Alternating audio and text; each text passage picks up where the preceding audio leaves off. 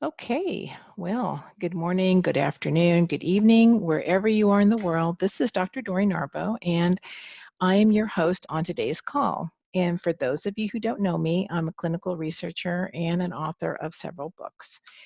So welcome everyone to our product Q&A call with Clayton Thomas, who is the chairman and co-founder of Root. Hello, Clayton, and welcome to the call. Thanks for having me, Dory. Happy summertime. Thank you. I guess a lot of people are enjoying summer right now because our call volume is pretty low, but that's okay. But so it's recorded, so they'll get to hear it later. So today I thought we would talk about lead in particular because it is the second most toxic heavy metal. And I know, Clayton, you're gonna really like this subject. So I know you were talking about it this weekend. So you think about that. I'm sure that you're gonna have plenty to say on this subject. So I will give everyone a recap of last week's call. So last week we discussed mercury, and mercury is the badass of all heavy metals and a serious threat to our immune system. Mercury has no physiological role in the human metabolism, and the human body has no mechanism to excrete mercury actively. And mercury causes lung, heart, kidney diseases, but mainly targets the brain, and it can also cause damages to nerves and muscles. It's highly carcinogenic, and the nervous system is highly sensitive to all mercury compounds. But today I would like to discuss lead, which is a highly toxic compound that was discovered in 1854. So what is lead? I mean, it's a common metal found naturally in Earth. The ancient Egyptians used it in cosmetics, and the ancient Romans used it to transport drinking water. And today, lead is used in many products, including batteries, solder or solder, depending on where you come from, which, by the way, I didn't know this, it contains 40% lead. So you don't want to be smelling that or whiffing up the fumes of that. It's in paint, it's fishing weights, pottery glaze, cigarette smoking. Actually, cigarette smoking contains about 11% lead, and of course ammunition. There's a lot of lead in ammunition. So even though it's found in small amounts, there is an abundant supply of lead throughout the earth because it's widespread, it's easy to extract and work with, and lead was used for hundreds of years in a wide variety of products found in and around homes, including paint and gasoline. And for those of you that remember, lead was added to gasoline or benzene or petrol, was used to reduce engine knocking and to increase the octane level. And back in the day, we all wanted that high octane level because we knew our cars would run better and wouldn't be knocking. So leaded gas was a known poison the day it was invented. They knew that it was poison, but yet, they needed it for the cars. So in the mid-70s, the EPA, now of course this is back in the US, the EPA is the Environmental Protection Agency, recommended catalytic converters on all cars to reduce emissions. And this is what led to the phase out of leaded gas. So the effects of so much lead being burned and forced into the air are still being felt across the globe, and other countries that are still using leaded gasoline. There are a few countries, I looked them up today, I was really surprised that they're still using them. But the worst thing about lead is the children. The children are the first and the worst victims of leaded gas because of their immaturity. They are most susceptible to systemic and neurological injuries. And research has shown that lead exposure in children is linked to a whole raft of complications later in life. And among them is lower IQ, hyperactivity, behavioral problems, and learning disabilities. And a significant body of research links lead exposure in children to violent crimes. There's many studies. I mean, Clayton, you showed me a couple of studies on this. So where is lead found? I mean, it's found in paint and homes that were built before 1978. Lead was used in paint to make things last longer, stick better to surfaces. And so, children during that time, they would, they were especially at risk because, they're putting everything in their mouth before they wash their hands. And so, the paint dust and the chips would fall from the older homes. Lead is also found in drinking water in the piping systems, the plumbing pipes, the fittings where they were using solder. Back in the old water systems, people were drinking lead contaminated water that was leaching in, lead was leaching into the system there. And also, I didn't know this, but they used, for canning food, they used lead solder around to seal the cans until 1995. I can't just imagine how much lead I have in me. So I'm going to take more clean slate later. So, and then the soil, of course, Clayton, you might want to chime in here on this one, but lead dust, settles onto the ground and can be eaten. Children are playing here. Clayton, I heard you this weekend talking about that. This dust, is from buildings, from deposits of many years, from leaded gasoline used in industrial sources that contaminated the soil. Did you want to say anything about that, Clayton, about the Well, soil? I think the one big component is like you're touching on. It's a metal that's from Earth, and it's readily abundant, and it doesn't have a half-life. It doesn't go away. Oh, yeah. And it's also in pottery and lead, and there's like a lead glaze on dishes. I mean, like, I don't take any of my, I don't want to say my mother-in-law, but my grandparents, whatever, any of those old dishes. I mean, I just like throw those all out. And so, in mini blinds, even imported mini blinds can contain lead. So, and what happens is that they actually release dust, lead dust into the air over time. And oh, did you know this, Clayton? Artificial turf playing fields have unhealthy Actually, levels. Huh? not just lead, but other metals in the rubber, Yes. and Yes, these the a lot. polyethylene fibers. Yep.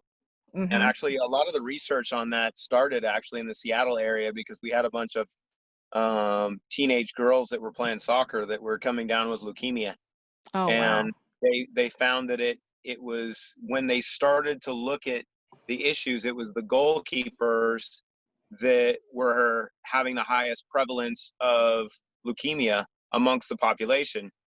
And you start to put that application, who's the one that's always on the ground and getting mixed up with all that stuff constantly, diving, going down on the turf. It's the goalie.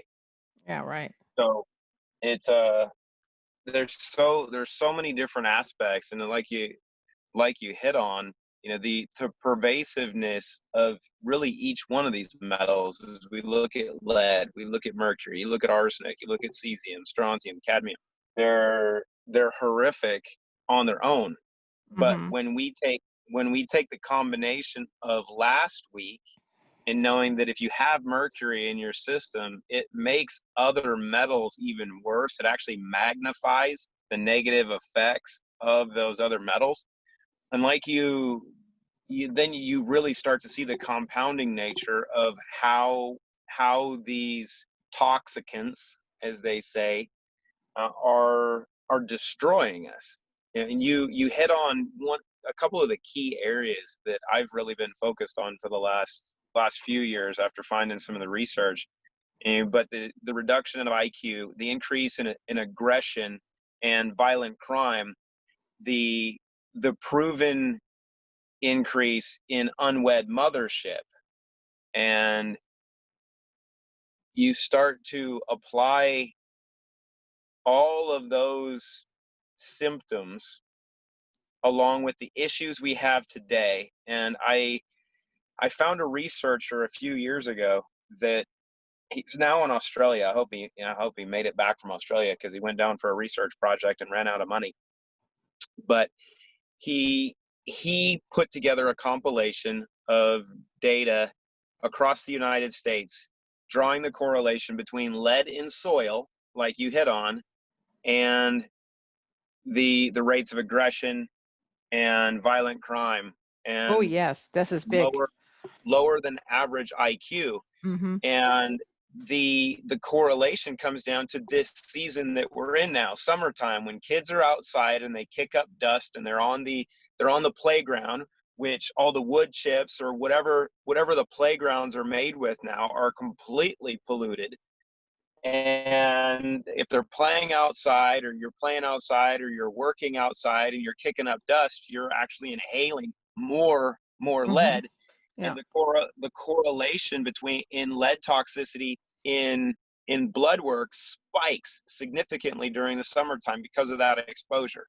So if you have it in younger kids, we have great issues. And when you look at the population density areas that have the highest issues of lead toxicity, you look at areas like, Cleveland, the greater Cleveland area, you look at Detroit, you look at Chicago, Atlanta, Washington, D.C., Newark, New Jersey, and you start to understand the population centers that are there and the demographics that are there.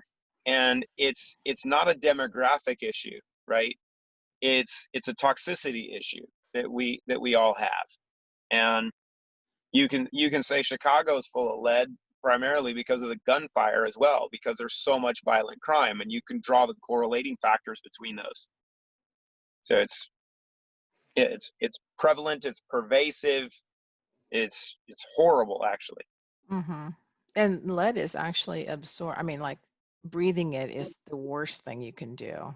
Uh, It's but it's also absorbed and stored in the bones. So this I thought was interesting because it's stored in the bones, the blood, and the tissue, but it does not stay there permanently. It's stored as a source of continual internal exposure. And as we age, our bone demineralizes. Okay, so ladies, you listen up here, because as we age, our bone demineralizes. Basically, what that's saying is that your calcium is leaching from your bones, and the internal exposure may increase the result of larger releases of lead, from the bone tissue. And so what the concern is here is that lead, may mobilize from bones of women undergoing menopause. And so postmenopausal women have been found to have higher blood levels of lead than premenopausal women. So here's a question for you. Do we see women become menopausal uh, because of time, or do we Oh, see that's women become interesting. menopausal because of toxicity? Because around the age of, we know at the magic age of 50, lead will start leaching out of bone back into the bloodstream. But we know that lead is hormone mimetic, and Mhm. it will mess up your endocrine system as well Oh, as yeah. mercury. When Mhm. those metals, when the lead starts leaching back out of the bones, which also can lead to a diagnosis of osteoporosis Yep. or osteopenia, Mhm. it's not that you don't have the calcium or vitamin D and vitamin K and some of the components needed to build bone. Is fact that you're toxic, and the lead that has replaced a lot of those good guys in your bones starts to leach back out, so your bones get weak and you become more toxic. Well, that is a very interesting theory, and I'm sure it hasn't been studied. Well, I'll have to look at that one for sure. That makes, you know what? That makes so much sense. It really does. Because, I mean, when keep going. No, I was gonna say, like, when you start to, because you hear women, I mean, when they go through menopause, I already know this, and I can speak for myself, having gone through it, that you go into the brain fog, right? Your brain just doesn't, like, you have a meltdown in the brain. It makes perfect sense what you're saying. I mean, what you're alluding to. So that's really interesting, Clayton. We're gonna have to look at that. But like you say, lead But is we're toxic to many organs of the body, and I mean, especially the brain. It's very damaging to the brain. And the nerves that connect your brain to the spinal cord and the rest of your body. And lead affects everyone, but children especially. They're at risk because they're still growing. And so, and well, I mean, what about brain damage? I mean, lead can cross over from the mother's blood supply to the developing baby, right? And it concentrates in the brain, the liver, and the bones. Those are like the main areas. which is why you have the issues with early developmental issues, and the anger, the rage, the lack of lack of control, Mm-hmm. the decrease in IQ, because the earlier the exposure and the greater the exposure, the more issues you're going to have. And that's where you can look at, and it's unfortunate, right? You know, statistically, when you look at a lot of the issues and you look at the exposure, the population centers skewed higher levels of melanin. They're black, you know, in the United States, they're black population centers. Mm-hmm. And there's always the argument, there's a much bigger issue that, you know, can be discussed, but this isn't the platform to do it on. And you start to look at the demographics, and you start to look at the sociological impacts, and you look at those population centers, and they're known for having lower IQ. They're known to have higher crime rates. They're if you look at the black population, the rates of unwed mothership, they're skewed so high compared to other demographics and other races. It's ridiculous. So Mm-hmm. you start to try to analyze some of these sociological factors, and it's scary, Yeah, right? Because but they have studies already that shows that this higher lead exposure is you're more likely to commit crimes as a young adult because of it.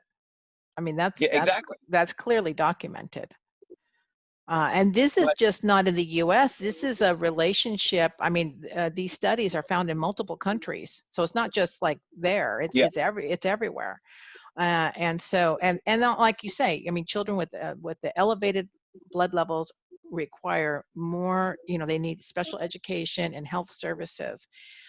One thing I thought was interesting too, I mean, as adults, I mean, there's not a lot of, I mean, they usually take lead and cadmium and lump it all together when we're talking about research in adults.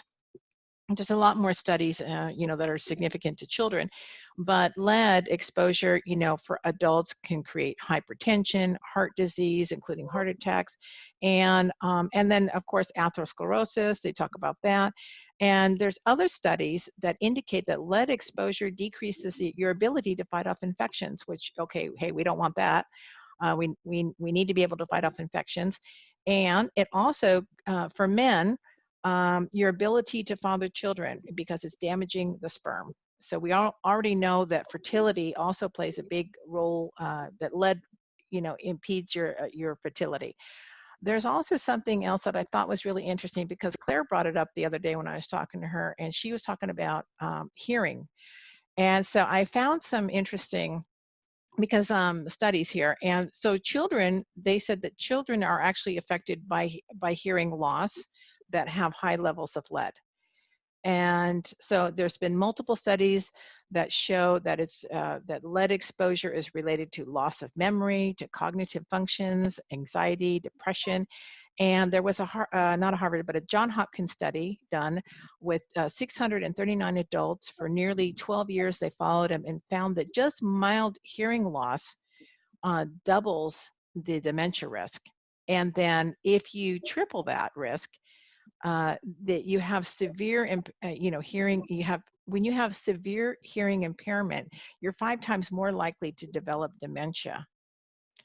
so let's look at the correlations of that, right? Because there's the philosophy in our space in detoxification that they call the detox triangle, Mm-hmm. right? Because you have the areas of smallest vascular function in the eyes, the ears, and for guys it's erectile function, right?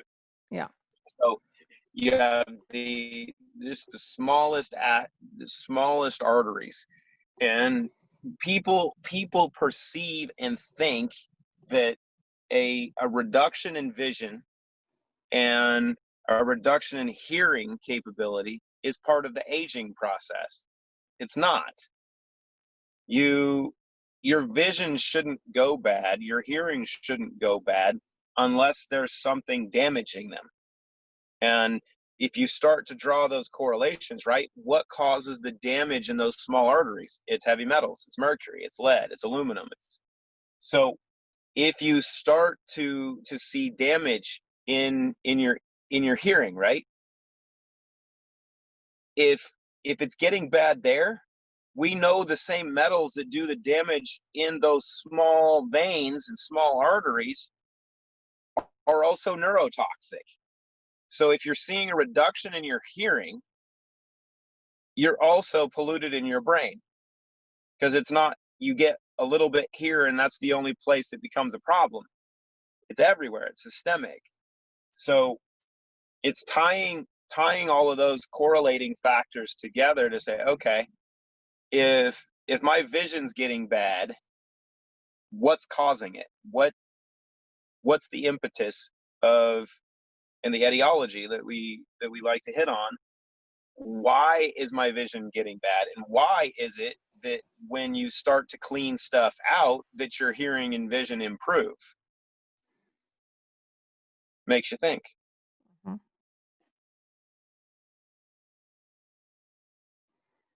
So Well, it's a very, it's a very broad subject, and we're just, we're just taking really broad strokes here with this topic because we don't have the time to really delve into it, but it's so interesting because, people just, I mean, I can say for myself, I really had no idea. I mean, they're like it's in the food, because you're growing your food into soil, right? And so even like we talked about before, certain foods, right? Like these protein powders and stuff like that. It's loaded with lead. I mean, you guys shouldn't drink it. I mean, you shouldn't take it. Even if we think we're eating organic, well, sorry, but there's lead. It's everywhere. So, well, I see that we have some new people on. So, why don't we talk about clean slate? And, clean slate, like I've said before, by removing the toxins, you get to reboot your entire system and start new. And your body is an amazing healing machine, but it needs the right tools to do that. And the first thing you need to do is you need to clean up. I mean, you can't put any more supplements in you without cleaning up first. That's the first step. So, so again, I thought we'd just start off, Clayton, with, why don't you just tell us about Clean Slate and zero in what it is, what it does, and how it can work with our immune system, and why our detoxes, why is this better than anything else on the market today? I think people would like to hear that. well, you hit on the fun parts, really, of it. If you're taking nutritional supplements because you want to get well or be well, if you're not doing something to clean up your system first, stop. Or cut back on what you're spending money on, because the majority of what you're spending money on isn't working anyway, and because you can't use what you're putting in. And as we were just going over, you look at lead toxicity, you look at mercury toxicity, you can throw the other guys in there. You throw glyphosate, you throw in the other fire retardants that we're constantly exposed to, and you have a whole host of chemicals. And like we've gone over in the past, and is so easily found online, that we're born with over 200 different chemicals, heavy metals, environmental pollutants in our system, or at least that's what they found in the last 20 years. So when we were growing up, God knows what was in us. It was probably higher levels of other toxins because of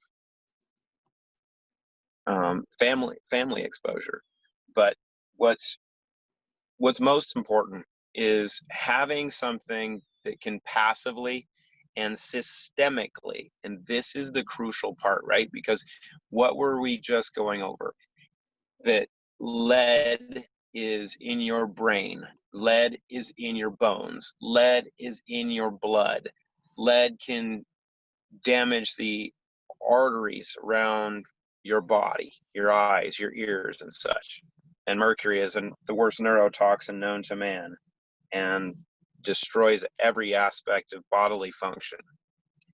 So detoxification is not just your gut.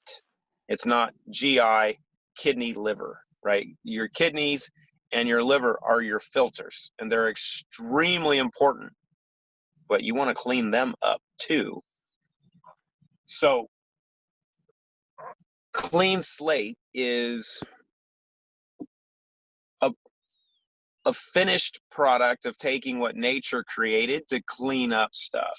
It's a volcanic crystal called clinoptilolite that is a unique honeycomb cage-like structure that grabs onto and binds heavy metals, other environmental toxins in the environment naturally. And Dory mentioned the Romans using lead pots, and they had major problems with lead in their water supply naturally, and they actually used this crystal to line the aqueducts so their water tasted better.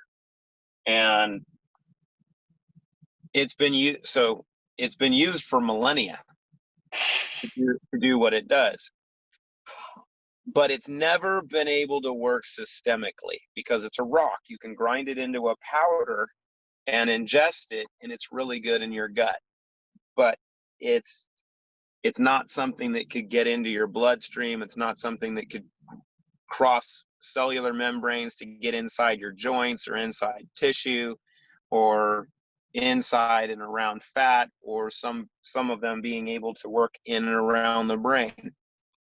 That's what clean slate is. And so it is, I'll argue, probably the most effective, safest, simplest, most passive and systemic method to remove the toxins that are killing us and that are keeping you from being who you're capable of becoming.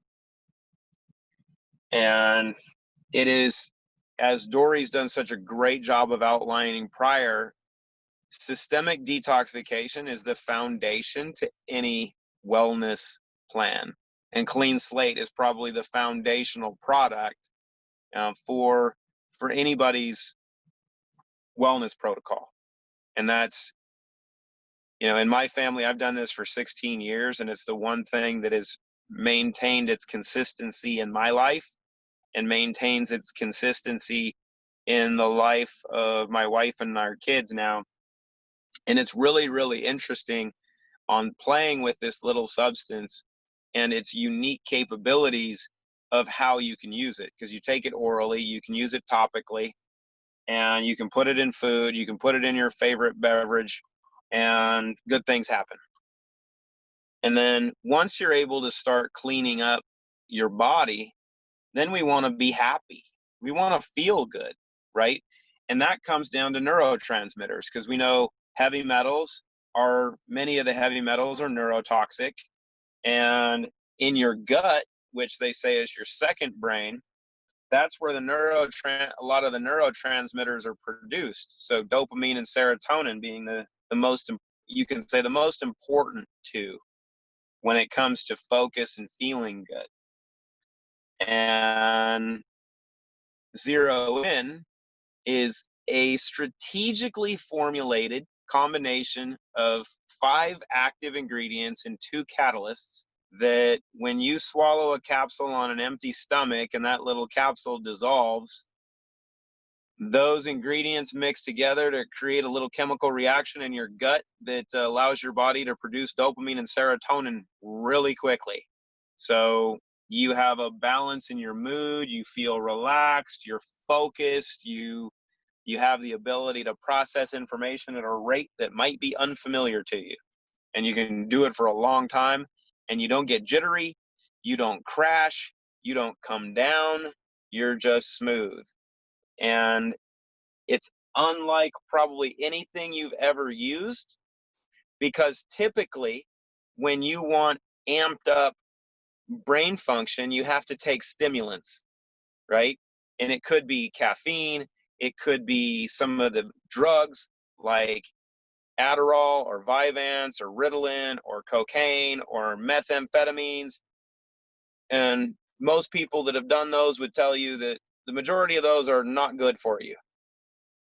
This provides a healthy, natural source to allow your body to do what it wants to do naturally, right? And you're not overriding a system. It is not addictive.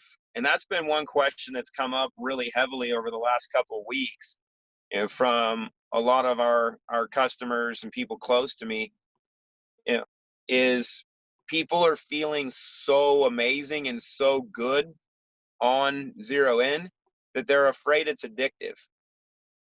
Now, dopamine is the most powerful neurotransmitter made, and we crave it, but it's not addictive.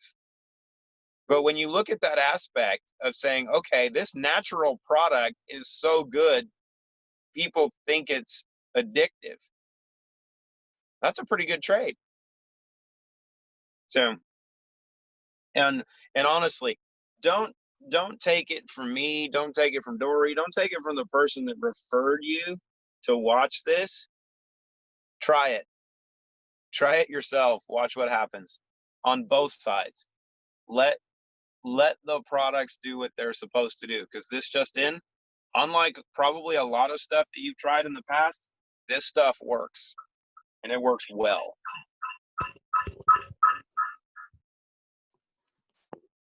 So Absolutely. I can definitely attest to that. I love the zero in. It's so amazing. I'm up to 2 a day now, Clayton, up to 2 a day, yeah, but I don't take it at the same time. I just like, and I've actually been able to cut back way back on the coffee, which is a good thing. yep. So like I do it, and now I'm doing it in the morning. I do it in the afternoon, when I go to work, when I start working. It just, when I've done it like exercise. Oh, wait, you guys have to try it when you exercise. It's so amazing. I mean, you really get into you really like it, which I think is funny. So, so That it's one thing that's come back from men and women yeah. in different aspects, and we're putting together some plans to work with a bunch of professional athletes. And I was talking to a professional football coach last week about this. And he was saying that one of the biggest issues they have are with some of these young pro athletes is they don't have the drive or the desire to really get through the workouts. And we were chatting we were chatting because his son brought him a couple capsules, and he tried one of them, and he's like, this stuff's amazing. But it's funny that when you hear those things, they go, man, I can't get these guys to get through their workouts. I'm like, oh, there's a pill for that. Like, I got something for you.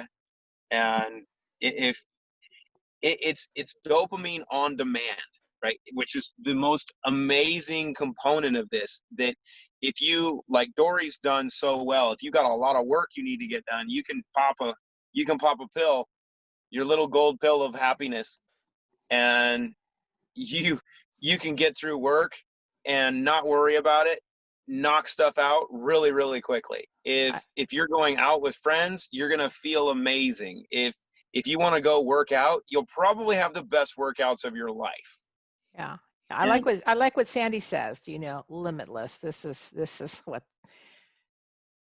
it's remember. about as close as you're gonna get to it Yeah. without all of the drawbacks, because it's funny because people use the reference of limitless, and that's where a lot of the nootropic space started to boom when that movie came out. But Hmm. they forget that that drug killed you. Oh, that's true. I didn't think They're like, about that. I want that, but I don't want death. Okay, so they got to tweak it. And it's the beauty of nature, right? And nature provides, science perfects, I and think that's where we sit. the beauty of these two products is that the clean slate was 16 years in the making. The zero in is 3 years in the making as well. It's not just like a stack that you just throw together and just, let's try these ingredients, right? It's the way it's put together, the way it's stacked makes it so special, and you don't get all like hyped up or anything. You don't get jittery. You just have such a smooth mental feel. I don't know, probably not even explaining it properly, but you just feel good. That's it. So I'm going to open the calls up now to anybody who wants to, if they have a testimonial they want to give. Hey, Tommy, I think you should tell Clayton what's happened to you. I think he would like to hear that. Unmute yourself. your latest test. Share with us, please.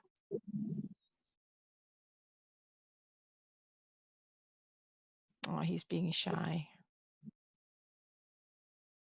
Well, if he wants to be shy, you have to share for him then, because you can't leave me hanging like Tommy, come on. that.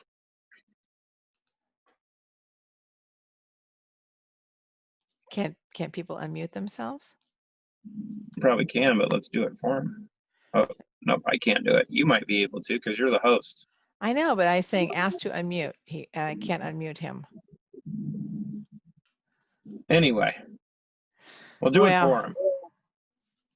Well, it's not my story to tell. Who can unmute themselves? Sandy, can you unmute yourself? I certainly can. Hi, guys. Hey, how are you? Yeah, I would second that. Limitless, sorry, the zero in, what I'm calling it limitless pill now.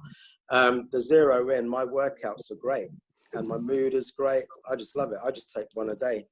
And with the clean slate, I've also noticed, I did put a testimonial in the group, that my teeth feel really like a lot stronger, you know? They feel like, not that they were loose or anything, but they feel like they're set in concrete. So if I could feel that in my jaw and gums, then what's it doing to the rest of my body, you know?